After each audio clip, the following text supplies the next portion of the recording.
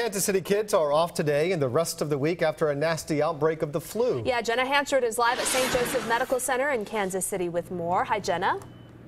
Good morning, Jow. Good morning, Curtis. Well, flu season is well underway, and pediatricians that I spoke with here at St. Joseph Medical Center say that it is happening earlier among younger kids this season. At least 2 area schools closed their doors recently because of the spread of the flu. Jone Jack schools are closed this week. Custodians have doubled their efforts at sanitizing the buildings, hoping they can stop the virus from spreading within the schools. Now, doctors say they are seeing more kids with the flu earlier in the season. Doctors here say kids and families should be washing their hands and should be getting vaccinated.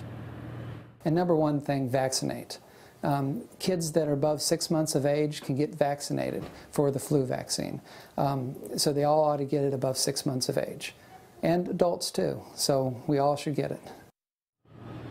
Well, the best thing to do if your child is sick is to keep them at home to prevent them from spreading any germs. Reporting live here in Kansas City, Jone Jack C-6, 41 Action News.